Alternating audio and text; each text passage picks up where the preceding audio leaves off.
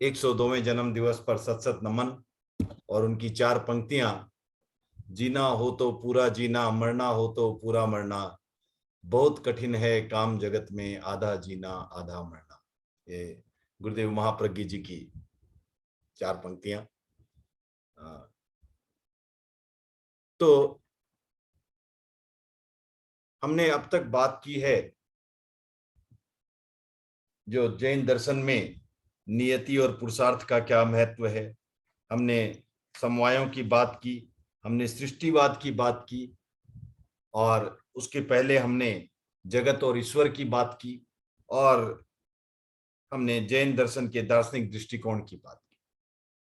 आज जो बात कर रहे हैं वो थोड़ी सी ड्राई हो सकती है, लेकिन समझने के लिए मेरे ख्याल से महत्वपूर्ण पक्ष है जो काफी दर्शनों में आता है, और ये दर्शनों के विभाजन की रेखा भी समझ सकते हैं इसे। तो जगत के में 2 प्रकार के जगत हमें दिखाई देते हैं। एक को कहा जा सकता है परम अस्तित्व, और दूसरे को कहा जा सकता है अपर अस्तित्व। तो हम इस पर चिंतन करेंगे कि अपर अस्तित्व क्या है और परम अस्तित्व क्या है। इन चीजों की इस पर आज विशेष हम चर्चा करेंगे। तो जो परम अस्तित्व है वो है हमारी चेतना। चेतना जो है वो परम अस्तित्व है। और फिर अपर अस्तित्व क्या है? अपर अस्तित्व है अन्य अस्तित्व या सहायक अस्तित्व। ये जो है आपने देखा होगा कई जगह ये शायद अपर शब्द डेजिग्नेशंस में यूज होता है, अपर लेखा सहायक, अपर लेखा लेखा और व्हाटएवर, राइट। तो ये अपर का अर्थ हुआ सहायक या अन्य, अपर आयुक्त, इस तरह के टर्म आपने सुने होंगे। तो इस तरह से जो प्रत्ययवादी होते हैं वो उनका मानना है कि चेतना ही सब कुछ है। प्रत्ययवादी का ये मानना होता है कि सब कुछ चेतना ही है, चेतना के बाहर कुछ नहीं है। मुझे 5 सेकंड दे प्लीज।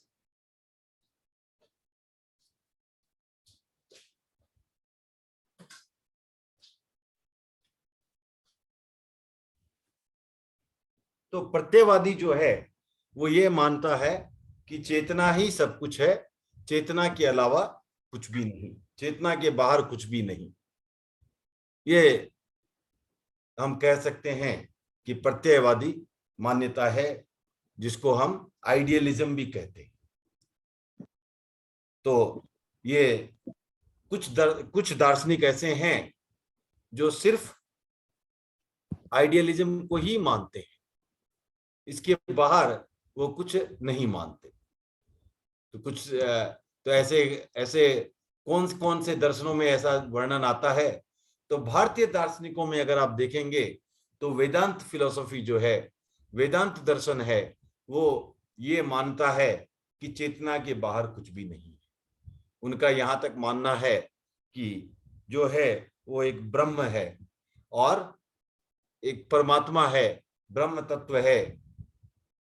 और कुछ लोगों से आपने सुना होगा ब्रह्मण। तो ये ब्रह्म तत्व है, और बाकी जो भी है वो सब माया है। आप जो भी देख रहे हो बाकी वो सब जो है हमारी कल्पना मात्र है, और इसमें कुछ भी बाकी कुछ भी सत्य नहीं है। जो सत्य है वो क्या है? एकमात्र जो है चेतना ही सत्य है। बाकी कुछ उसके बाहर जो ब्रह्म है वही सत्य है। ब्रह्म के बाहर कुछ भी नहीं है, सब कुछ माया है, या ऐसा कहे। इसमें पाश्चात्य दार्शनिक भी हैं जो सिर्फ चेतना को ही महत्व देते हैं। इसमें कांट, शेलिंग आदि कुछ पाश्चात्य दार्शनिक भी आते हैं।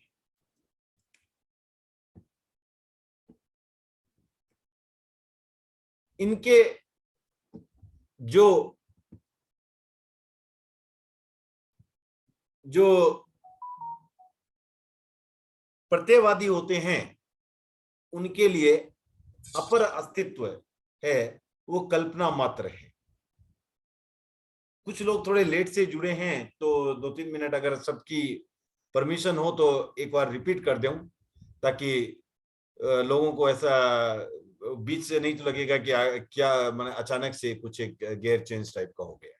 तो मैं वापस से करता हूं कि हम जब देखते हैं हमारे सामने दो जगत है, एक को हम परम अस्तित्व कहते हैं, दूसरे को अपर अस्तित्व कहते हैं। परम अस्तित्व जो है वो क्या हुआ, मात्र चेतना, और अपर अस्तित्व जो है वो हो गया अन्य अस्तित्व या सहायक अस्तित्व। तो इस तरह दो जगत हमारे सामने हैं, और हम जब परम अस्तित्व जो अब इसके आधार पर बात करते हैं आगे, जो बात करते हैं प्रत्ययवादी जो है वो ये मानते हैं कि चेतना ही सब कुछ है और चेतना के बाहर कुछ भी नहीं।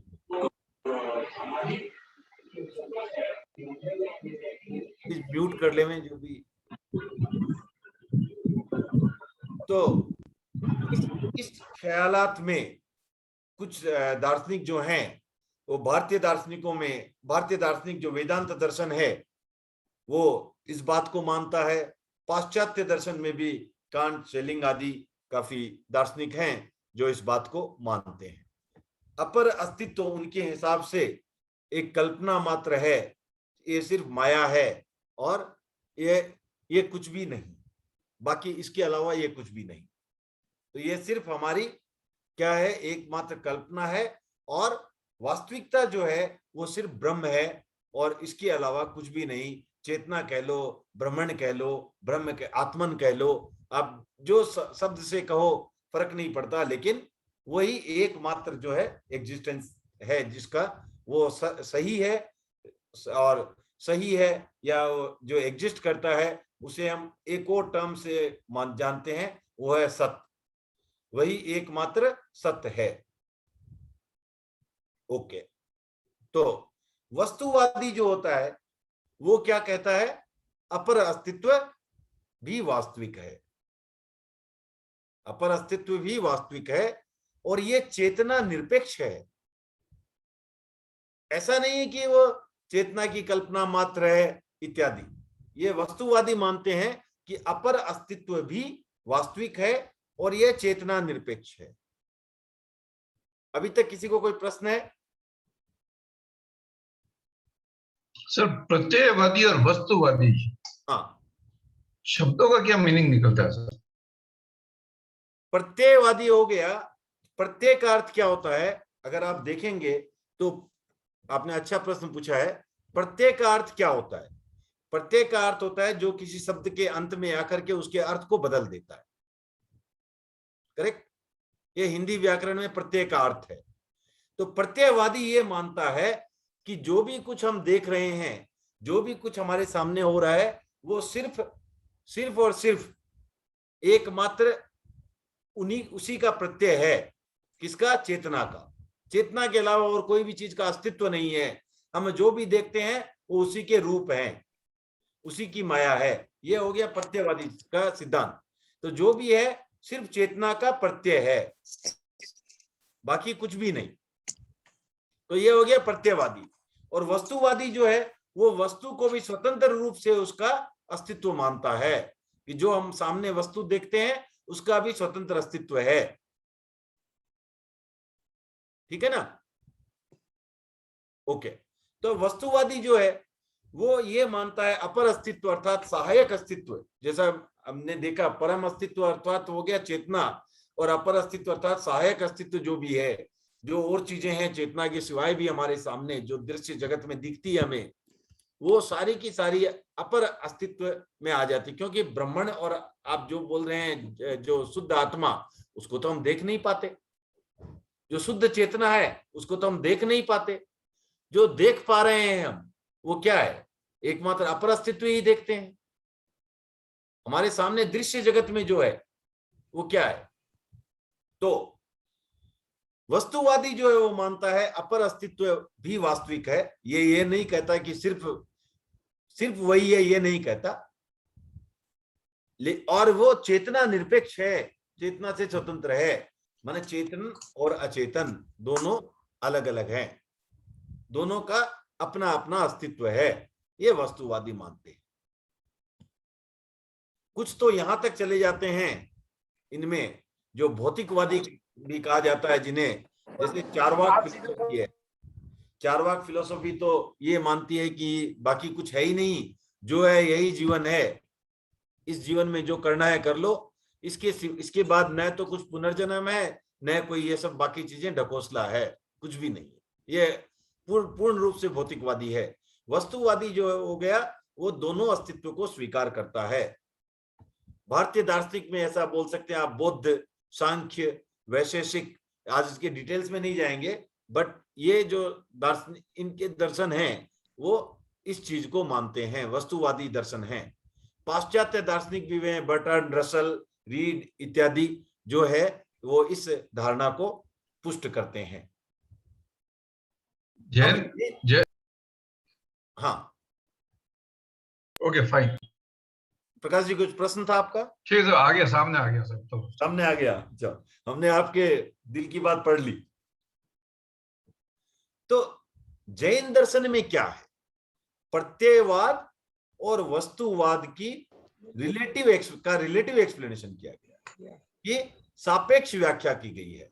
ये कहा गया कि दोनों में ही सत्यांश है। जो हमारा ये कह सकते हैं कि देखने का तरीका है जैन दर्शन का, किसी भी चीज को उसी दृष्टि से इसे देखा गया है।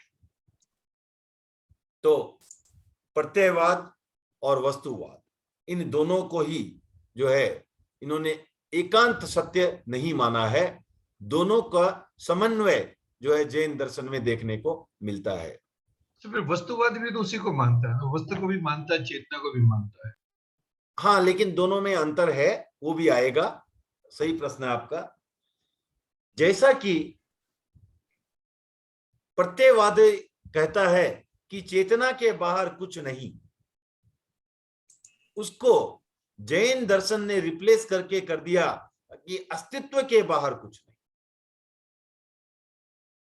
जो है वो जिसका अस्तित्व है, जो सत्य है, उसके बाहर कुछ नहीं। लेकिन उन्होंने अस्तित्व में सिर्फ चेतना को ही नहीं माना है, तो अस्तित्व का एक विस्तृत रूप दिया है। अस्तित्व में चेतन और अचेतन दोनों को सम्मिलित किया है। ये जैन दर्शन का जो है वो रूप है। तो जैन दर्शन के अनुसार चेतना के बाहर कुछ नहीं है, ये बात में नहीं स्वीकार करते, अस्तित्व के बाहर कुछ नहीं है। तो इस तरह से वो एक तरह से उन्हें अद्वैत भी हो गया कि एक ही चीज है, क्या है, वो है अस्तित्व। अस्तित्व को इकाई माना, चेतना को नहीं। जैसे परम अस्तित्व वाले ने, प्रत्ययवादी ने सिर्फ चेतना को इकाई माना, बाकी सब माया है। इन्होंने अस्तित्व को इकाई माना है। जो है वो अस्तित्व है। इसमें चेतन और अचेतन दोनों का समाहार हो गया। अगर आप उसको एक दूसरे को अलग मानते हैं तो भी तकलीफ आती है, तो भी हमें ये समझ में ढंग से नहीं आती ये बात कि दोनों का एक दूसरे में दोनों समाहित नहीं हो सकते। एक दूसरे में दोनों एक तरह से अगर हम उनकी कल्पना एक दूसरे के साथ में करें कि उनका बाकी कुछ है ही नहीं, सिर्फ एक पर दूसरा डिपेंडेंट है, आश्रित है, तो हर चीजें उससे एक्सप्लेन नहीं हो सकती। इसलिए जो है ये मानना कि चेतन में अचेतन का समाहार हो गया, ये सही नहीं होगा। लेकिन अस्तित्व में दोनों का समाहार हो गया, अस्तित्व दोनों का है। ये क्लियर हो गई बात? आज थोड़ा सा ज्यादा इंटरेक्टिव रखना होगा क्योंकि थोड़ा ड्राई टॉपिक है, लेकिन नेक्स्ट टॉपिक से फिर से वो थोड़ा एक क्लास और ऐसी होगी, उसके बाद से फिर और टॉपिक जो आएंगे वो थोड़े और सरल होंगे। तो इसमें कोई क्लियर है ये? तो अचेतन को चेतन का प्रतिबिंब नहीं मानते, तो दोनों को इंडिपेंडेंट मानते हैं, ऐसा मानना चाहिए। दोनों को इंडिपेंडेंट मानते हैं तो वस्तुवादी हो गया, कोई दिक्कत ही नहीं थी उसमें। ये दोनों को ऐसा मानते हैं कि ये दोनों का अस्तित्व है, हाँ, और अस्तित्व को एक इकाई मान लिया, और अस्तित्व में चेतन और अचेतन दोनों आ गए। ये है इनका जैन दर्शन का सिद्धांत। ठीक है ना? ठीक। तो अब जो अस्तित्व में चेतन और अचेतन, ये एक दूसरे, अचेतन को चेतन का प्रतिबिंब, उसकी परिकल्पना इत्यादि नहीं माना। चेतना जो है वो विभाजक गुण है। अस्तित्व के अंदर भी अगर आप देखें तो चेतना है वो विभाजक गुण हो गई। विभाजक गुण किस आधार पर?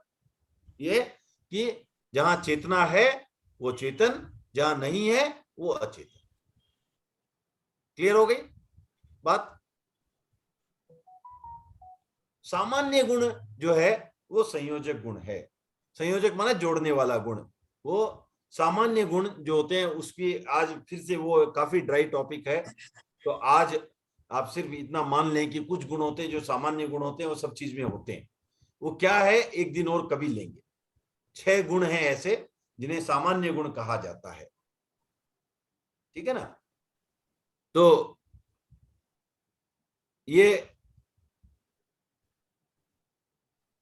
जो है आपको जैन दर्शन के हिसाब से जो है इस तरह का जो अस्तित्व, जिसमें सामान्य गुण भी है और विशेष गुण, जो चेतना है इत्यादि हो गया, इस हिसाब से उसे विभाजक द्रव्य भी उसमें, विभाजक तत्व भी उसमें आ गए। तो अस्तित्व के हिसाब से कोई भी फिर हमें दिक्कत नहीं है ये मानने में। तो अस्तित्व के हिसाब से ये क्या हो गया? अद्वैत। एकमात्र एक ही चीज है, क्या है? सत्य। जिसका सत्य क्या है? जिसका अस्तित्व। ठीक है? अब जो दूसरी बात आती है, तो इस तरह से ये, अब कभी हम बात करते हैं है, अस्तित्व परिवर्तनशील होगा क्या? हाँ वो अब आते हैं, वही आ रहे हैं। That is the next connection. है, आप कहते हैं हम कोई चीज है, तो वो हो गया सत्य, अर्थात अस्तित्व, परम अस्तित्व।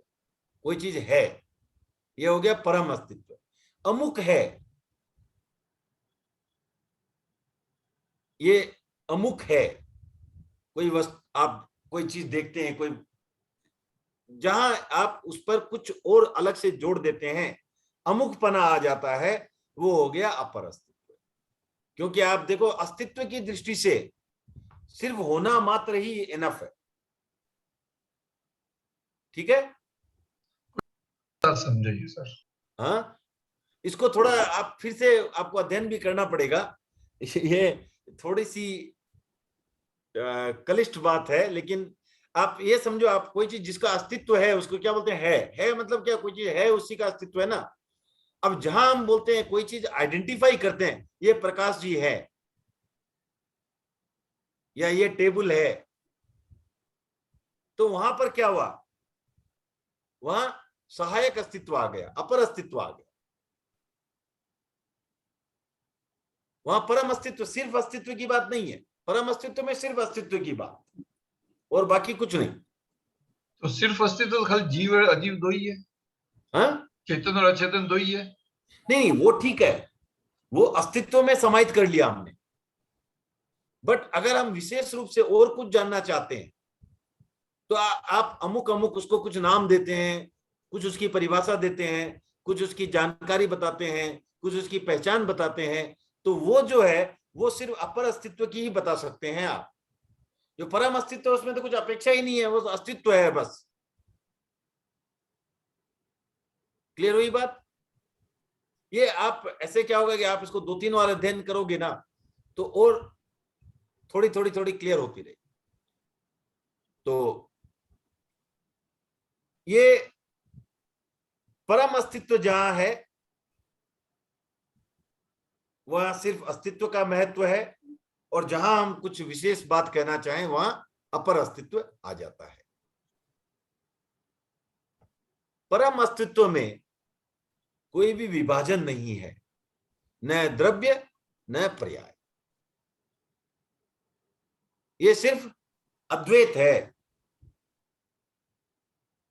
ठीक है ना, क्लियर हो गई बात?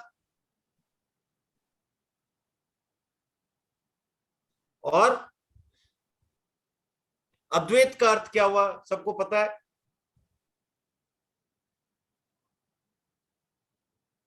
कौन जी, आवाज नहीं आ रही है।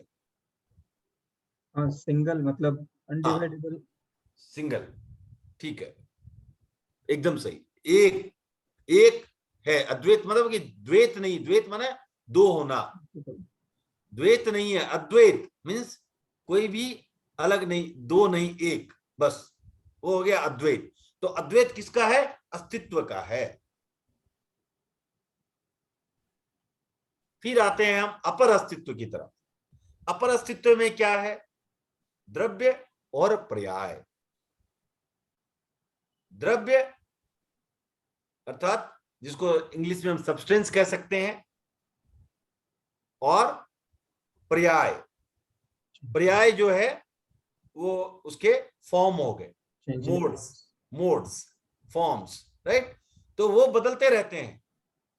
लेकिन अभी आप बोलते हैं, आप कुछ बोलते हैं कि ये कुछ था और कुछ हो गया, ठीक है ना? कोई चीज को बोलते हैं कोई चीज थी, है और होगी। अब इन तीनों को कनेक्ट करने वाला कुछ तो होना चाहिए, यस और नो? नहीं तो ऐसे कैसे आइडेंटिफाई करेंगे कि यही चीज ये बन गई, यही सोने का बिस्किट चेन बन गई, यही चेन अंगूठी बन गई? तो कुछ तो था जो कॉमन है इनमें, कुछ तो कॉमन है, वही हो गया आपको द्रव्य, वो हो गया सत, द्रव्य, सब्सटेंस पार्ट। और जो बना वो क्या बना? सिर्फ नया पर्याय बना। क्लियर होगी परिवर्तित। बात? सिर्फ नया पर्याय बना और कुछ नहीं बना। तो इस तरह से जो आप देखेंगे कि द्रव्य और पर्याय, ये दो चीजें इसमें आती है। और एक और भी है चीज, बात यह है कि द्रव्य में सामान्य और विशेष दोनों गुण होते हैं। सामान्य गुण भी है, और इसकी व्याख्या फिर से और कभी उसकी फिर से लेंगे। लेकिन यहां सिर्फ इतनी बात ध्यान रखने की है कि सामान्य और विशेष गुण एक दूसरे को के साथ रह सकते हैं, को एग्जिस्ट करते हैं। ये ऐसा नहीं कि सामान्य और विशेष गुणों में आपस में कोई विरोधाभास नहीं है। जैसे हम कहते हैं कि सामान्य गुण के हिसाब से मान लीजिए, उदाहरण के तौर पर कहें कि हम यहाँ जो बैठे हैं वो सभी आदमी हैं, ह्यूमंस है, ये सामान्य गुण हो गया। अब इसके साथ ये कहा गया कि पवन जी ऑडिटर हैं, ये विशेष गुण हो गया। लेकिन क्या सामान्य और विशेष में कोई विरोधाभास है? कुछ भी नहीं है। तो सामान्य के साथ विशेष भी रह सकता है। ऐसा नहीं कि अब जहां सीए है वहां आदमी नहीं है, जहां आदमी है वहां सीए नहीं है, ऐसा तो नहीं है। तो सामान्य के साथ विशेष को एग्जिस्ट करता है। ये मैंने आपको बहुत ही क्या कहते हैं सुपरफिशियल बात बताई है। जब आप डीप में जाएंगे तो थोड़ा आप उसको और समझेंगे, और कुछ एकदम टेक्निकली करेक्ट पर्सन इसको गलत भी बोल सकते हैं, लेकिन हमें खाली समझना है। हमारा उद्देश्य अभी है कि ये समझना है कि विशेष और सामान्य कैसे को एग्जिस्ट करते हैं। और ये आज जो है हम क्लास में महाप्रज्ञ जी के अशोक जी हैं, राकेश है, उनको बोलेंगे कि एक आध हमें गीत भी सुनाएं, तो इसलिए मैंने आज क्लास थोड़ी छोटी प्लान की है। परमात्मा पर श्रद्धा करो और सबर करो जिंदगी में, संतोष को धारण करो और सबका मालिक एक परमात्मा पाओ। Can we mute? हाँ, तो ये मुझे एक आज जो है कुछ अशोक जी महाप्रज्ञ जी के, अशोक जी और राकेश महाप्रज्ञ जी के एक एक गीत आप लोग थोड़े और एक एक आप खोज के रखें। तो ये आज महाप्रज्ञ जी का 102वां जन्म दिवस है, तो इसलिए जन्म जयंती पर तो क्लास की ये आज आखिरी स्लाइड होगी, इसके बाद जो भी क्वेश्चन होंगे लेंगे। तो ये है जो ये मुझे एक पुरानी किताब में मिली है, मुनि गणेशमल जी की पुस्तक है, जिसमें इन्होंने सत्य को अच्छी तरह से परिभाषित किया है एक गीत के माध्यम से और कविता के माध्यम से। तो हम उसको पढ़ते हैं और साथ साथ उसका अर्थ भी करते जाते हैं। जो होता उत्पन्न भी और नष्ट भी स्पष्ट। तो मतलब जैसे आपको पहले बताया गया, किम तत्तम, तत्व क्या है, उपनेयी वा, जो उत्पन्न होता है। तो ये आ गई पहली बात, जो होता उत्पन्न भी। फिर गौतम स्वामी पूछते हैं महावीर से, वो सोचते हैं, गौतम स्वामी के मन में कंफ्यूजन आता है कि खाली अगर पैदा ही पैदा होता रहेगा तो कहाँ रहेगा। तो उन्होंने कहा कि किम तत्तम विग्मेयी वा, तो जो नष्ट होता है, तो ये बात आ गई, जो होता उत्पन्न भी और नष्ट भी स्पष्ट, फिर भी स्थिर रहता सदा वह सत है अविनष्ट। तो अब फिर से गौतम स्वामी ने पूछा था कि ये क्या यही चक्कर है तत्व का, खाली पैदा होना और नष्ट होना, उत्पन्न होना नष्ट होना, खाली यही है? नहीं, बोले इसमें ध्रुव भी है, कुछ ऐसा भी है जो हमेशा बरकरार रहता है। तो ये बात आ गई, फिर भी स्थिर रहता सदा वह सत है अविनष्ट। जो ऐसा जो द्रव्य है उसमें, सब्सटेंस जो है, द्रव्य जो है, जो वह क्या है, वो हमेशा स्थिर रहता है, वो इसका अविनष्ट तत्व है। अविनष्ट अर्थात जिसका विनाश नहीं होता। तो इसका ये बहुत आसानी से आपको यहाँ परिभाषा आ गई तत्व की, क्या है वो द्रव्य। तो ये जो उत्पन्न होता है, जो नष्ट होता है, और जिसमें द्रव्य भी है। तीन बातें आ गई, उत्पाद, व्यय और द्रव्य। फिर कहते हैं, जो है सत्य ज्ञानी उसे बतलाते हैं द्रव्य। द्रव्य क्या हुआ? जो सत्य है, जो सत्य है मतलब जो एविनस्ट है, जो ध्रुव है, उसे ज्ञानी क्या बतलाते हैं? द्रव्य। ठीक है, तो हम बोलते हैं ना, जैसे क्या है द्रव्य और पर्याय। तो ये जो ध्रुव था ये द्रव्य हो गया, पर्याय क्या है? जो बाकी रह गया, उत्पन्न और नष्ट होता है, वो पर्याय है। समझे गुण पर्याय का ये आश्रय, वह आश्रय भव्य। तो गुण और पर्याय का, जो किसी चीज में कोई गुण होता है और उसके फॉर्म्स होते हैं, द्रव्य में क्या है, गुण और पर्याय दोनों है। तो गुण और पर्याय का ये आश्रय है कि कौन सा, क्या आश्रय है? क्या पंकज जी, क्या पवन जी, क्या आश्रय है? द्रव्य। द्रव्य, हाँ। जो ध्रुव है वो इनका गुण और पर्याय का आश्रय है, इसके बिना वो गुण और पर्याय नहीं हो सकते। जैसे कि सीए के लिए द्रव्य क्या बोल सकते हैं? आदमी। उदाहरण के तौर पर आदमी नहीं तो सीए होगा क्या? नहीं हो सकता। तो इस तरह ये जो है नाश और उत्पन्न भी होता है पर्याय। जो पर्याय है वो क्या होता है? वो नाश भी होता है और उत्पन्न भी होता है। स्थिर रहता है द्रव्य नित्य, ये त्रिपदी अनपाय।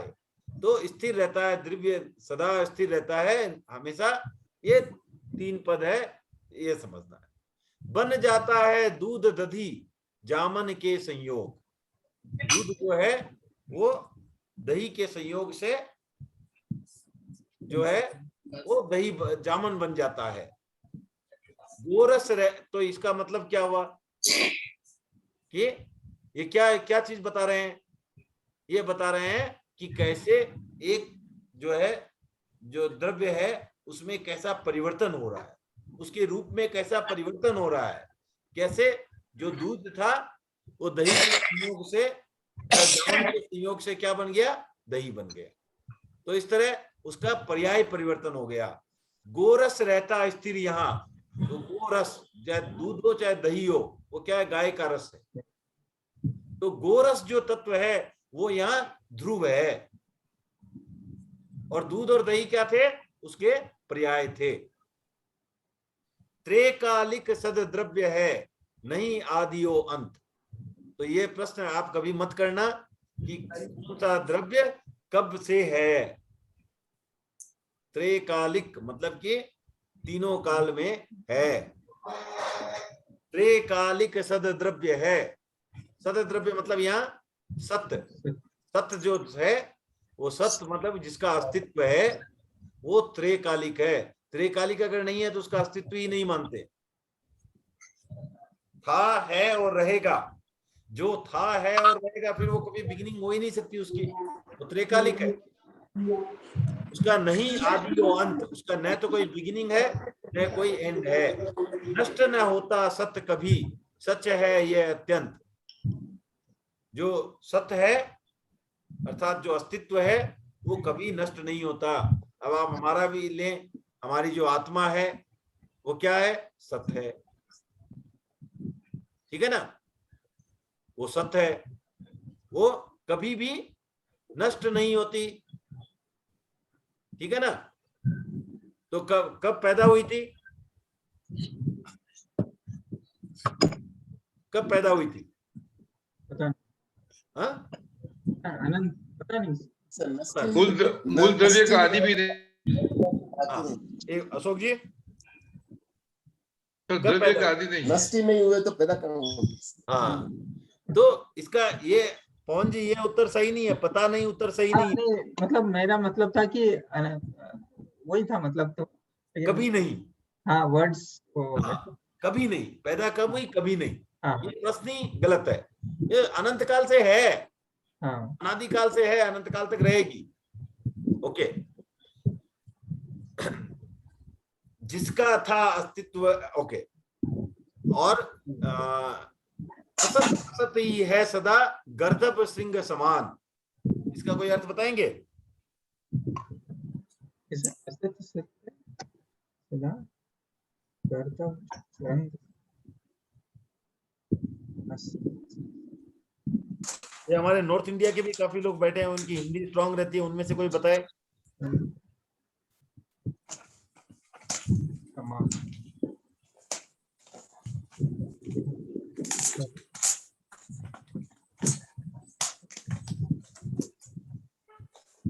क्या अर्थ हुआ इसका? राकेश क्या अर्थ हुआ इसका?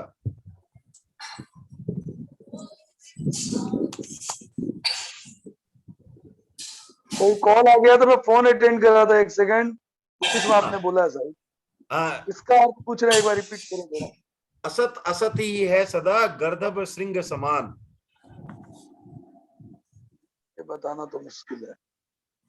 कोई सौंदर्य के बारे में बता रहे हैं कि सौंदर्य? नहीं नहीं, असत असत है। देखिए असत्य मतलब क्या हुआ? सत्य नहीं है। सत्य नहीं है वो तो, नहीं, सत्य मतलब यहाँ सत्य नहीं है, सत्य मतलब जिसका अस्तित्व है। अस्तित्व है और असत्व नहीं है। मतलब नास्तित्व, जिसका अस्तित्व नहीं है। तो जिसका अस्तित्व नहीं है उसका अस्तित्व कभी भी नहीं है। किस तरह? गधे के सींग के समान। गधे के सींग होते हैं क्या? का मतलब हुआ सींग। तो जैसे जो गधे के सींग नहीं होते उसी तरह वो किसका उदाहरण दिया है? ना अस्तित्व का, जिसका अस्तित्व नहीं है, कभी भी नहीं। हाँ, गधे के सींग ये उसका अस्तित्व है क्या? नहीं है। बैल के होते हैं, भैंस के होते हैं, गाय के होते हैं, गधे के सींग होते हैं क्या? नहीं। आजकल जैसे जनरेशन जा रही है वो तो पता नहीं, आगे तो पता भी नहीं रहेगा गधा कैसा दिखता है वो भी, पर अभी तक हम लोग को शायद लकीली याद है गधे के सिंग नहीं होते। तो उसी तरह ना अस्तित्व की जो बात है वो यहाँ वो ये होगी कि जिसका अस्तित्व नहीं है उसमें ये वो उसका उदाहरण है। तो जिसका अस्तित्व नहीं फिर उसको जानने की क्या अपेक्षा है? नहीं, वही एक ऐसा है कि कुछ जो है वो जिसका अस्तित्व नहीं है उसको जानने की जरूरत है। माने ये भी जहाँ अस्तित्व को जानना है वहां नया अस्तित्व क्या उसको भी जानना है। उसके बाहर जो भी है उसका अस्तित्व नहीं है, जो रियलिटी नहीं है, जो वास्तविकता नहीं है वो असत है। तो असत असत ही है सदा, गर्दभ सिंह समान, गधे के सिंह के समान। जो ना अस्तित्व वाला है वो ना अस्तित्व वाला ही है। हो न सके पैदा असत, इसलिए जाने। क्यों जाने असत को? कि ये कभी कंफ्यूजन नहीं रहना है कि हो न सके पैदा असत है ये सत्य महान। तो ये इसलिए कि आप ये मत समझो कि आपने कुछ नया बना दिया। आप नया नहीं बना सकते, खाली पर्याय नया कर सकते हो, नया उत्पन्न कुछ नहीं कर सकते। तो इसलिए असत को जाने कि हो न सके पैदा असत है ये सत्य महान। जिसका था अस्तित्व है होता है उत्पन्न। उत्पन्न क्या? जिसका उत्पन्न कौन होता है? जिसका अस्तित्व था, जो था रूप परिवर्तन हुआ। जिसका था अस्तित्व है होता है उत्पन्न, अतः मूलतः नव नहीं होता है निष्पन्न। मतलब कि नया कुछ भी फलित नहीं होता है। मेन बात यही है बताने की। यहाँ ये चीज हमेशा हमें ध्यान रखनी है। तो चाहे आप वैसे समझे उपनेय वा विघ्नेय वा दुव्येय वा, या उत्पाद व्यय और द्रव्य की त्रिपदी समझे, या ये समझे एक ही बात। और न होता मूलतः कोई द्रव्य विनष्ट, और कोई मूल उसका कोई मूलतः कोई भी द्रव्य विनष्ट नहीं होता। परिवर्तन के नाम ही समझे होना नष्ट। परिवर्तन हुआ तो क्या हुआ? जब परिवर्तन हुआ तो एक अवस्था से दूसरी अवस्था में गया, तो क्या हुआ? दूसरी अवस्था उत्पन्न हुई और पूर्व अवस्था जो है वो नष्ट हो गई। ये जो है ये इसका सत्य का सार है। ठीक है ना? क्लियर है? तो जिस हाँ बोले सर, यस। जिस अवस्था में कोई वस्तु का पर्याय है, हाँ, तो उस अवस्था को द्रव्य की अवस्था मान सकते हैं क्या? हाँ वो द्रव्य की अवस्था है ना, द्रव्य का ही पर्याय है ना। ठीक है सर। जैसे हम और उदाहरण लेते हैं, अब स्टॉप शेयरिंग करते हैं। आज मुझे प्रेजेंट इतना ही करना था। और जैसे हम उदाहरण लेते हैं कि एक आदमी है, अभी एक रूप में है, वो चल बसा, तो क्या होगा? अभी तो भरत क्षेत्र से कोई चल बसा तो ऐसा भी नहीं बोल सकते सिद्ध बन जाएगा, कहीं ना कहीं जन्म लेगा फिर। यस और नो? प्रश्न क्या है सर? जो आज कोई आदमी है यहाँ, उसका प्राण पखेरु उड़ गए, स्वर्गवास हो गया, तो कहीं ना कहीं जन्म लेगा। निश्चित लेगा सर। निश्चित लेगा। अब जो था व्यक्ति, अमुक अमुक व्यक्ति था, वो नष्ट हो गया, वो पर्याय नष्ट हो गई। जब जहां जन्म लिया जिस रूप में, वो एक पर्याय उत्पन्न हो गई। ध्रुव क्या था? जो उसकी आत्मा थी, जो उसकी आत्मा थी वो ध्रुव है। तो इसलिए ये उदाहरण मैंने आपको दिया कि ये बताने के लिए ध्रुव क्या रहता है। ध्रुव रही आत्मा। तो ये ऐसा ये कहना है कि पुराने में वो जो आदमी था वो ध्रुव था, ऐसा नहीं। वो सभी का मिक्सचर था, पर्याय और द्रव्य का मिक्सचर था। उसमें सब्सटेंस भी था और पर्याय भी था। एक पर्याय गया, दूसरा पर्याय आया, लेकिन ध्रुव का ध्रुव रहा। एक जमीन है, उस पर एक मकान था, वो मकान नष्ट हुआ, दूसरा मकान आया। ध्रुव न तो पहला मकान था न नेक्स्ट मकान है। ध्रुव क्या है? वो जमीन है जहां पर वो मकान बना। ठीक है ना? क्लियर हो गया? तो अब किसी को प्रश्न है तो प्रश्न पूछे। काफी लोगों ने वीडियो ऑफ है, समराइज कर लीजिए तो वीडियो ऑन कर लें एक बार। सर, आज का एक बार समराइज कर लीजिए ना सर, शॉर्ट में समराइज कर दें आज का एक, हाँ, विथ प्रेजेंटेशन या विदाउट? Without okay. तो हमने बात की, पहले शुरू में बात की कि हमारे पास जगत के देखने के दो जगत दिखाई देते हैं। एक परम अस्तित्व की बात आती है और एक अपर अस्तित्व की बात आती है। जहां परम अस्तित्व की बात आती है वहां सिर्फ चेतना, अपर अस्तित्व मतलब कि और सहायक चीजें भी जो है, बाकी चीजें भी। जो प्रत्ययवादी होते हैं वो सिर्फ परम अस्तित्व को ही मानते हैं, सिर्फ चेतना को ही मानते हैं, बाकी सब चीजों को माया मानते हैं। और इसके मानने वाले कौन हुए? आपको इसके जो वेदांत दर्शन है वो ये मानता है कि जो भी है आत्मन है, बाकी जो कुछ नहीं है बाकी सब माया है। और इसके अपोजिट जो वस्तुवादी होते हैं वो बोलते हैं कि नहीं, वस्तु का भी जो है स्वतंत्र अस्तित्व है, वस्तु का भी अस्तित्व है, जो चेतना का अस्तित्व है क्यों वस्तु का भी अस्तित्व है। और ये कोई काल्पनिक द्रव्य नहीं है, वो भी वास्तविक रियलिटी है।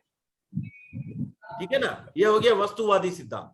फिर आते हैं हम जो इसमें कौन से सिद्धांत में, फिर आते हैं हम सिद्धांत में इसके, जहां से आवाज आ रही है प्लीज म्यूट कर लें।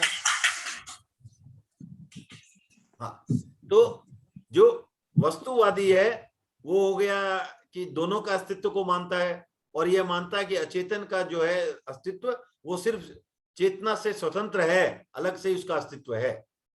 जैन दर्शन क्या करता है? जैन दर्शन बोलता है कि दोनों की सापेक्ष व्याख्या की, और जैन दर्शन ये मानता है कि जो है आप चेतना के बाहर कुछ नहीं है, ये बात मत करो। चेतना वर्ड को उन्होंने अस्तित्व से रिप्लेस कर दिया कि अस्तित्व के बाहर कुछ नहीं है, इसकी बात करो। और अस्तित्व में चेतन और अचेतन दोनों का समाहार कर दिया। ये इतना सुंदर हुआ कि कैसे, क्यों सुंदर हुआ? क्योंकि अगर आप सिर्फ चेतन में अचेतन का समाहार बोलते हो, समाहित नहीं होता है, अचेतन में चेतन समाहित नहीं होता है, सिर्फ ये कहना कि चेतन जो है, अचेतन जो है वो सिर्फ चेतन का रिफ्लेक्शन है, उसका ही एक प्रतिबिंब है, वो भी सही नहीं होगा। तो इस तरह से अस्तित्व में दोनों को समाहित जैन दर्शन ने किया, दोनों की सापेक्ष व्याख्या की। अब जहां पर अस्तित्व की बात आती है वहां अद्वैत हो गया, क्योंकि उस दृष्टि से ये एग्जिस्टेंस करता है, एग्जिस्टेंस में था, है, रहेगा। तो इस तरह उन्होंने अचेतन के भी एग्जिस्टेंस को माना, चेतन के भी एग्जिस्टेंस को माना, और एग्जिस्टेंस के हिसाब से अद्वैत हो गया। तो अब जहां हम बोलते हैं है, कोई चीज है अर्थात उसका अस्तित्व है, उसे वही हो गया सत्य। ठीक है ना? और उस दृष्टि से वहां पर न तो द्रव्य की अपेक्षा है न पर्याय की अपेक्षा है, सिर्फ होने की अपेक्षा। और यहाँ एक फिर हम किसी चीज को कहते हैं अमुक है, ये मोबाइल है, ये प्रकाश जी हैं, ये अशोक जी हैं, ये अनीता जी हैं, ये महाराज हैं, ये सीए हैं। जो अमुक की बात आ गई, वहां आपको द्रव्य और पर्याय दोनों जानना पड़ेगा, सिर्फ अस्तित्व से नहीं बात वहां चलेगी। ठीक है ना? तो वहां पर अपर अस्तित्व भी महत्वपूर्ण हो जाता है। सिर्फ एग्जिस्टेंस बोलना, परम अस्तित्व में हम एग्जिस्टेंस को ले सकते हैं, लेकिन सिर्फ उससे बात नहीं बनेगी। तो ये जैन दर्शन का वहां पर समन्वय हुआ, और हमने कहा कि द्रव्य जो है उसमें विशेष और सामान्य गुण दोनों का समन्वय है। विशेष गुण जो है वो विभाजक है, और जो सामान्य गुण है वो जो है उसको जोड़ने वाला है। सामान्य गुण की अपेक्षा से कोई अंतर नहीं है। आप चेतना को ले लो गुण, तो चेतन और अचेतन में विभाजन कर सकते। तो ये हो गई। फिर हमने जो सत्य पर कविता ली गणेश मल जी की पुस्तक में से, उसमें हमने साफ बताया कि द्रव्य क्या है जो उत्पन्न होता है, नष्ट होता है और जो ध्रुव रहता है। और जो असत है वो क्या है? जो रियलिटी नहीं है, अस्तित्व नहीं है, वो असत है। और असत खाली थोड़े समय के लिए ही पैदा किया जा सकता है। करेक्ट? यस और नो? तो बहुत समय के लिए तो असत तो असत ही है ना। हाँ, तो असत जो है वो पैदा ही नहीं किया जा सकता। असत कभी होगा ही नहीं, सत्य हमेशा रहेगा। ठीक है ना? तो पैदा होने का अर्थ हो गया कि नया उसका पर्याय आना, उत्पन्न अर्थात नया पर्याय आना। नष्ट होना मतलब पुराने पर्याय से नए पर्याय में चला जाना, तो पुराना पर्याय नष्ट हो गया। तो ये आज की इतनी समरी थी अशोक जी। सर लेकिन अब फॉर एग्जांपल चंद्रमा का लेते हैं सर, चंद्रमा में चेतना नहीं है, सिर्फ अचेतन ही है। हाँ, तो उधर दोनों साथ में नहीं है ना, बोले ना दोनों भेद नहीं कर सकते। जैन धर्म के हिसाब से दोनों साथ में नहीं, ऐसा नहीं है। मैंने ये नहीं कहा भेद नहीं कर सकते, अस्तित्व के हिसाब से भेद नहीं है। एक के बिना दूसरा नहीं है। आपने बोला भाई इसके बिना ये नहीं, इसका बिना ये नहीं। ये मैंने कब बोला? ये दोनों साथी है। नहीं, ये प्रत्ययवादी बोलते हैं कि जो भी बाकी है माया है। वो जैन दर्शन का सिद्धांत नहीं है। जैन दर्शन में तो धर्मास्तिका ही क्या है? For movement. अजीब है ना? अजीब है ना? अचेतन है। हाँ, अजीब है, अजीब है, अचेतन है। अजीब है। क्या उसका अस्तित्व है या नहीं है। अच्छा, वो काफी लोग होंगे अभी जो धर्मास्तिकाय को अभी नहीं भी जानते हैं। छोड़ दो आप ये लो, जब सबके सब अपना जो सब अपने बैठे हैं, सोने की बिंटी अस्तित्व है या नहीं है? है। बिंटी तो बहुत छोटी होगी, सौरभ जी बोले। बिस्किट ले लो, अस्तित्व है? बिल्कुल। क्या जीव जगत से कोई मतलब है उसको? तो मूल में तो जीव ही था ना सर। कैसे था? पृथ्वी का के जीव। हाँ, वो उस हिसाब से छोड़ दो। आज नहीं, वो पृथ्वी का है कि नहीं, तो फिर तो आप ये बोल रहे हैं कि मूल में आप भी जीव हो। आप में तो आप में चेतना और अचेतना का समन्वय है। बिल्कुल। आप मात्र चेतन नहीं है, बिल्कुल, मात्र अचेतन भी नहीं है जी। उसी प्रकार जो सोना आप बोल रहे हैं खान से पृथ्वी का जो जीव था, वो भी चेतन और अचेतन का समन्वय था जी। तो ये कहना कि वो मूल में जीव था, नहीं। जो बिस्किट है वो मूल में जीव कभी था ही नहीं। दोनों का समन्वय था। वो जीव के साथ जुड़ा हुआ हो सकता है, पृथ्वी काय के जीव के साथ जुड़ा हुआ था, लेकिन मूल में तो कभी जीव नहीं था। वो मूल में तो वो तो पुद्गल ही था। हाँ, तो जीव तो आत्मा रह गई उसकी तो। हाँ, करेक्ट। पृथ्वी काय की भी जो आत्मा थी वो जीव थी, ये तो उसका शरीर था जी। तो जो आज तो शरीर, तो आज हमारा भी शरीर तो कल जल के कार्बन बन जाएगा उसमें। तो ये जीव तो नहीं है ना शरीर हमारा। तो उसी दृष्टि से जो सोने का बिस्किट है वो जीव के निरपेक्ष भी रह सकता है ना। उसको जीव के आश्रय की कहाँ आवश्यकता है? तो स्वतंत्र तो अस्तित्व रह ही सकता है अशोक जी, वो अलग बात है। ओके, ओके, ठीक है ना? सो डीमैक्स फॉर्म का क्या बोलेंगे सर, जहां उधर कुछ वो भी नहीं है? हाँ, ये अनिता जी ने एक लिखा है कि सही लिखा है वो भी, कि जो भी हमारे संसार में जीव हैं वो कभी भी शुद्ध जीव के रूप में नहीं रह सकते। संसार का जो भी जीव है वो हमेशा अचेतन पर आश्रित है, क्योंकि कोई भी है, शरीर तो है। अब मैं एक थोड़ा टेक्निकल क्वेश्चन पूछूंगा, उसका आंसर अभी देखते हैं कहां से आता है। वो थोड़ा इस एक्सप्लेनेशन के बाद पूछूंगा। अशोक जी, आपने संभवतः गीतिका खोज के रखी होगी, अशोक जी और राकेश दोनों ने। बाद में एक्सक्यूज ना देवे कि आज नहीं, बाद में एक्सक्यूज ना देवे कि टाइम हो गया अब नहीं। हाँ, नहीं, प्रकाश जी के घर में भाभी जी है, भाभी जी सुनाएंगे सर। कोई बात नहीं, वो भी सुना देंगे। भाभी जी को सुनकर बहुत दिन तपस्या है तो ये तपस्या की साता पूछते हैं। जी। तो ये इसे हाँ, तो जो हम बात कर रहे थे कि जो भी जीव यहाँ है संसार में है वो हमेशा जो है, तो इस तरह से देखो, आप अचेतन तो फिर भी स्वतंत्र रह सकता है, आप तो स्वतंत्र रह ही नहीं सकते संसार में। हमेशा शरीर आपके पास है, तो शरीर है तो किसका है? अचेतन है। तो चेतन जो संसार में रहता है वो हमेशा अचेतन पर आश्रित है। एकमात्र सिद्ध शिला में रहने वाला मोक्ष जो जीव है वो शुद्ध आत्मा है, वो चेतन अचेतन पर आश्रित नहीं। अब मैं आपको ये पूछता हूं कि जब जीव एक, सॉरी टू इंटरप्ट। हाँ नार साहब, सर ये सर आपने आप बोला वीडियो अभी। ऑन करके पूछे, वीडियो ऑन करके पूछे सर। सॉरी सर, मैं बाहर था, गुरुदेव अच्छा, के यहाँ पे था, हाँ हाँ, यहाँ पे आए हुए थे सर। ओके, बोलिए तो बोलिए। आप क्लास आते, क्लास का याद आते ही एकदम वीडियो ऑन किया, ऑन किया। हाँ बोलिए। बस सर, गुरुदेव की शिक्षाता है। तपस्या किसके है सर? हाँ हेलो, तपस्या किसके है? आज पढ़ना हो गया सर जी। किनके है सर? प्रकाश जी के? नहीं, मिसेज के। ओह, बहुत बहुत बहुत साधुवाद सर।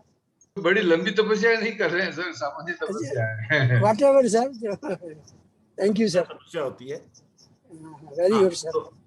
तो अब जो प्रश्न है वो अनीता जी ने भी वही पूछा है, मेरा भी प्रश्न वही था कि अब एक जन्म से आदमी जब छोड़ के दूसरे जन्म में जाता है तो अंतराल गति होती है उसकी।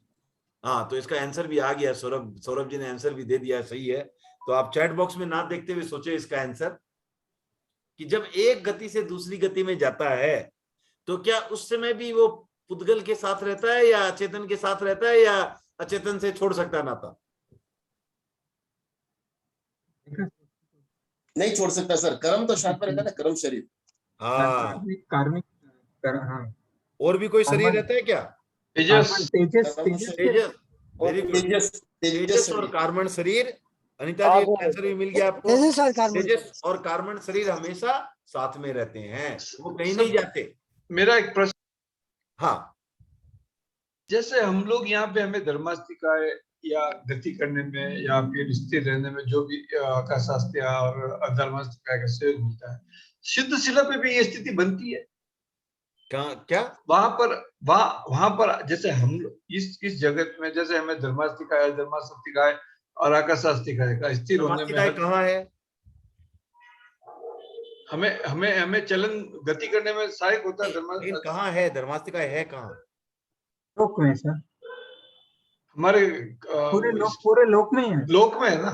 पूरे लोक में है। हाँ, सिद्ध शिला कहाँ है? सर? वो भी तो लोक में ही, लोक में, लोक में, लोक में ही अच्छा, होते हैं। तो इसीलिए मैं आपको इसीलिए पूछ रहा हूँ कि आपको खुद ही क्लियर हो जाएगा। तो वहां लोक भी के अंतिम भाग धर्मास्तिकाय है, में। वहां भी धर्मास्तिकाय है। तो सर आत्मा द्रव्य, द्रव्य आत्मा बोलते हैं, तो वहां भी तो वो भी द्रव्य आत्मा, तो द्रव्य भी होते हैं ना एक तरह से। हाँ, आत्मा द्रव्य है ना। वहां भी तो द्रव्य ही बोलेंगे। हाँ, द्रव्य नहीं है तो, अरे ये देखा क्या हमने, जो सत्य है, द्रव्य है। हाँ, तो आत्मा तो सबसे बड़ा सत्य है, उसे सत्य और सत्य कान तो है ही है वो तो। ठीक है, तो आज हम दो गायकों को सुनेंगे, तो इसलिए इसको यहीं विराम देते हैं। और सब कोई जो है अपने वीडियो ऑन करके भी इन गायकों का हौसला बढ़ाएं। वैसे अफजल जी के सामने किसी और को गायक मत बोला कीजिए। नहीं वो राकेश, ठीक है, हम दोनों को, हम तो कंपटीशन बढ़ाना चाहते हैं ना। तो सबका अशोक जी, और सबका अपना स्वतंत्र अस्तित्व है। सबका तो अपना मतलब ये दे सकते हैं, गायक नहीं है, गाने से ही कोई गायक नहीं होता। गायक नहीं, वो ठीक है। हम परिभाषा देखो, हमें हिंदी व्याकरण की किताब में, हम तो व्याकरण वाले आदमी हैं, हिंदी व्याकरण में किताब में यही पढ़ाया गया है, गायक कौन, जो गाता है वो गायक। अब इसमें अच्छा गाता बुरा गाता ऐसा कुछ नहीं, हम भी गायक बन जाएंगे अगर तुम लोग नहीं गाना शुरू करते हो जल्दी, फिर वो मुश्किल हो जाएगी। वो अच्छा बुरा कहेंगे तो फिर अपर अस्तित्व हो जाएगा। हाँ, अपर अस्तित्व, परम अस्तित्व में गायक है सभी। अशोक जी, मिस्टर अशोक सुराना,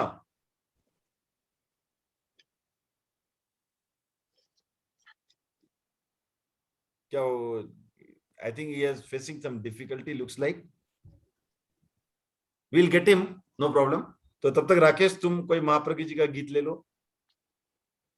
महाप्रज्ञ जी का वैसे कोई ऐसा गीत अभी याद नहीं, लेकिन कहे तो दो गीत, एक गीत है वो मुनि सी धर्मरुचि जी जो है वो संजोग से मुझे कोई ऑफिस में मिल गया, क्योंकि मैं ऑफिस में बैठा हुआ हूँ,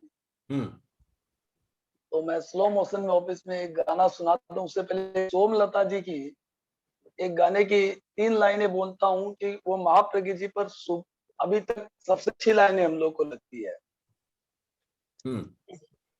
हो 3 महीने के हुए गुरु स्वर्ग पहुंच गए पिता प्रवर, स्वर्ग पहुंच गए पिता प्रवर। 3 महीने के हुए गुरु स्वर्ग। आवाज में डिस्टर्बेंस आ रहा है। पवन जी, meanwhile, can you contact Ashok ji and get him back? Rakesh, तुम्हारा वीडियो पहुंच गए। कोई फोन आ जा रहा है। राकेश, वीडियो अब आ रही है? हाँ, अब आ रही है। वो बीच में कोई फोन आ गया इसलिए। हाँ, फिर से शुरू कर लो। 3 महीने के हुए गुरु स्वर्ग पहुंच गए पिता प्रवर, स्वर्ग पहुंच गए पिता प्रवर। बैरागी बनकर माँ बेटे पहुंच गए सरदार शहर, पहुंच गए सरदार शहर। काड़ूकर की खान है गुरुवर पुण्य निधान है, महाप्रज्ञ के चरणों में नतमस्तक सकल जहान है, गुरुवर पुण्य निधान है। इतनी लाइनें याद थी। और अब आप सर, सॉरी सर, मेरा स्विच ऑफ हो गया। हाँ, ठीक है। अब सुने। सर राकेश जी कंटिन्यू करिए सर। वो हो गया, उसका हो गया इसका हो, हाँ। हाँ एक चेंज हो गया मेरा। सर मेरे को जितना याद है एक गीत सुनाता हूँ सर। हाँ, जरूर। योगीश्वर के चरण कमल में नित उठ शीश नमाए, योगीश्वर के चरण कमल में नित उठ शीश नमाए। ओ पावन दशमेश दिवाकर तेरा ध्यान लगाए, योगीश्वर के चरण कमल में नित उठ शीश नमाए। दो नयनों के साथ लिए तुम गुरु शरणा में आए, दो नयनों को साथ लिए तुम गुरु शरणों में आए। काड़ू करुणा कुंज कृपा कर तुलसी पास भी जाए, ओ नयन तीसरा खुलते ही तुम, नयन तीसरा खुलते ही तुम महाज्ञ कहलाए, योगीश्वर के चरण कमल में नित उठ शीश नमाए।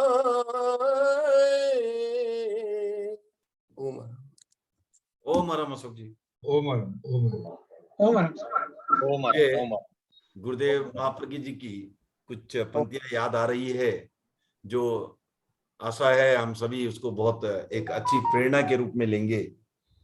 हमने सुना होगा जैसे कि हम कहते हैं कि एम हाई, लक्ष्य हो ऊंचा हमारा, तो उसी पर गुरुदेव ने लिखा है कि छोटा ध्येय लेकर कभी मत चलो।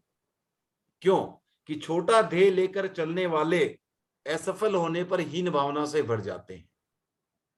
छोटा ध्येय लेकर चलने वाले असफल होने पर हीन भावना से भर जाते हैं और सफल होने पर अहंकार से भर जाते हैं, और सफल होने पर अहंकार से भर जाते हैं। बड़ा ध्येय लेकर चलने वाले चलते जाते हैं, चलते जाते हैं, चलते ही जाते हैं। ओमरम। तो ये गुरुदेव महाप्रज्ञ जी की, बहुत बढ़िया, बहुत बढ़िया। तो पूरी सुधा देते। ये इतनी ही थी उनकी, स्लोगन है एक तरह से। ये इतनी सी है उनकी ये। और किसी को कुछ गुरुदेव महाप्रज्ञ जी पर मैं सुनना? 2 पैराग्राफ, मैं 1 पैराग्राफ 2 पैराग्राफ सुनाऊं? जरूर जरूर, स्वागत है। आए आए हम आए, अपने घर भीतर आए, अपने घर भीतर आकर हम सदा सुखी बन जाएं। मैं समझ रहा था तन को, यह मेरा अपना घर है। मैं समझ रहा था मन को, यह मेरा ही अनुचर है। पर टूट गया भ्रम मेरा, जीवन में ज्योति जलाएं। आए आए आए हम आए, अपने घर भीतर आए, अपने घर भीतर आकर हम सदा सुखी बन जाएं। Thank you. ओम अरम। और किसी को कुछ सुनाना है? महेंद्र जी। आज महाप्रज्ञ अष्टकम का उच्चारण कर सकते हैं। हाँ जरूर, शुरू करें। तो इसमें 8 पैराग्राफ है। हाँ आठों हाँ, आज कीजिए कीजिए कीजिए राकेश जी, कोई दिक्कत नहीं है। मैं देख के पढ़ूंगा। हाँ हाँ एकदम। महाप्रज्ञ अष्टकम। पुनीतांत प्रज्ञा गहन तम तत्वेषु निपुणा श्रुत साधायेन सुविदित रहस्यो विभुवर प्रशस्या शास्त्राणां सुसमतर संपादनसिति महाप्रज्ञ पूज्यो जिनपति स्वरूपो गुरुवर महाप्रज्ञ पूज्यो जिनपति स्वरूपो गुरुवर विशुद्धा संभाषा विनयति विबाधा प्रतिपदम् प्रकांडं पांडित्यं श्रवति मुखपद्मात् प्रवचने प्रभावी व्याहारो जनयति समाधिं जनचये महाप्रज्ञ पूज्यो जिनपति स्वरूपो गुरुवर महाप्रज्ञ पूज्यो जिनपति स्वरूपो गुरुवर गभीरं साहित्यं सुमति विदुषां प्रीतिजनकं प्रदत्ते साहित्यं पठन परलोकाय विपुलं विशिष्ट श्लोकानां विरचनमकार्याशु कविना महाप्रज्ञ पूज्यो जिनपति स्वरूपो गुरुवर महाप्रज्ञ पूज्यो जिनपति स्वरूपो गुरुवर तनावग्रस्तोऽयं विविध भयुक्तश्च मनुज विधत्ते संतापं प्रशमसम भावाद् विरहित शुभं प्रेक्ष्य ध्यानं सहज सुखदं विश्ववरदं महाप्रज्ञ पूज्यो जिनपति स्वरूपो गुरुवर महाप्रज्ञ पूज्यो जिनपति स्वरूपो गुरुवर। विकासो बुद्धि स्यात् विशदतर भावेन सहित पवित्रालेशा चेत् प्रखरमति लाभोऽपि सुफल शिवा शिक्षा क्षेत्रे बुधनरमता जीवन कला महाप्रज्ञ पूजो जिनपति स्वरूपो गुरुवर महाप्रज्ञ पूजो जिनपति स्वरूपो गुरुवर अहिंसा शक्तिनां भवतु समवाय सुखकर सदा यात्रा भूया विविध जनताया हितकृते जगत्यां तेजस्ते प्रहरतु तमां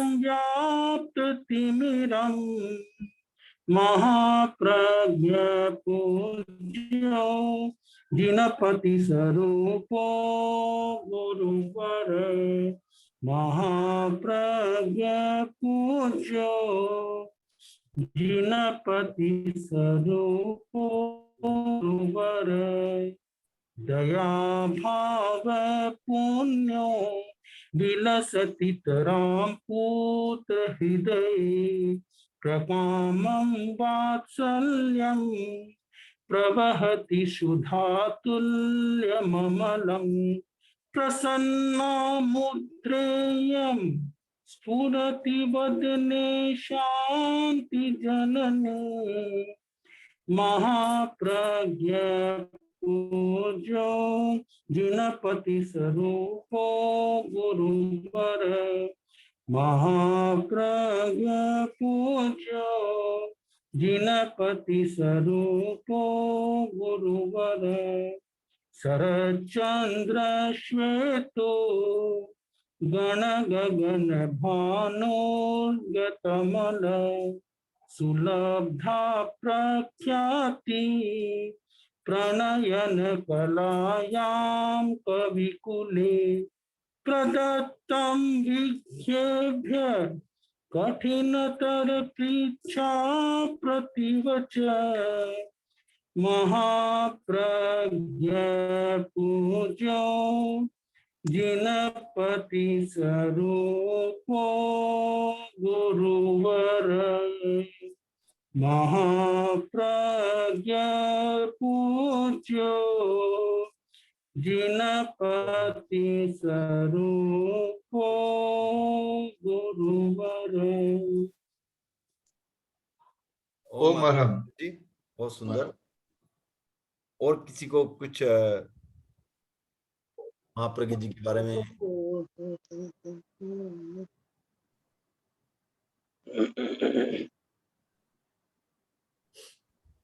तो आज की फिर किसी को प्रश्न है तो ठीक है, नहीं तो आज को फिर यही समापन करते हैं। महेंद्र जी कुछ बोलना चाहेंगे? एक पद्य सुना दूं मेरे गीत का? जरूर जरूर। लिखा था लास्ट ईयर, लिखा था, इस बार तो नहीं लिखा। हाँ। वो राग अपनी वही है, तेरा पथ का भाग्य विधाता। हाँ। तो उसका एक पद्य सुनाता हूँ महाप्रज्ञ जी का, बहुत ही अच्छा।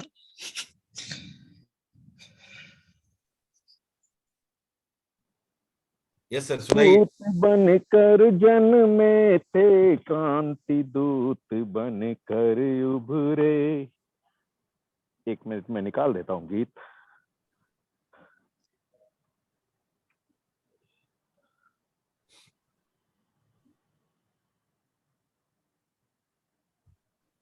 हाँ जी, सॉरी। एक शांति दूत बनकर जन में थे, कांति दूत बनकर उभरे। भव सागर से पार लगाने महाप्रज्ञ बनकर निखरे। खींची नई नई रेखाएं इंद्रधनुषी रंग भरे। बनियाचार्य रिद्धि से रिद्धि नव निधियों के भंडार भरे। ओ सेली व्याख्या की अलबेली, सहज सुलझती गूढ़ पहेली। मोहक मुस्कानों की छवि का देखा अजब नजारा। ओ गुरुवर तुलसी का पटधर, लागे मोहन गारा। गुरुवर तुलसी का पटधर, लागे मोहन गारा।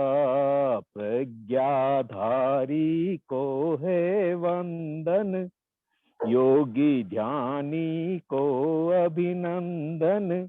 बालू नंदन तेरा जाप सबका तारणहारा।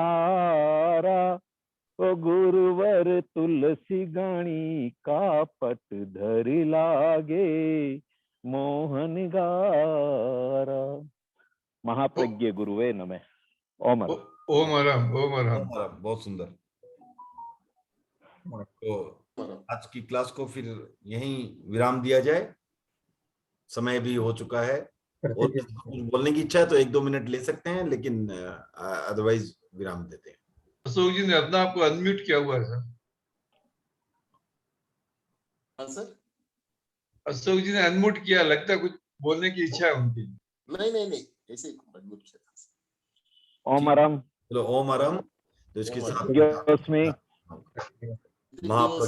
महाप्रज्ञ गुरुवे नमः समापन करते हैं। सभी जो जुड़े हैं सबका बहुत धन्यवाद। ओम हरम। कृतज्ञोस्मि, कृतज्ञोस्मि। Thank you. Good, good. Yes.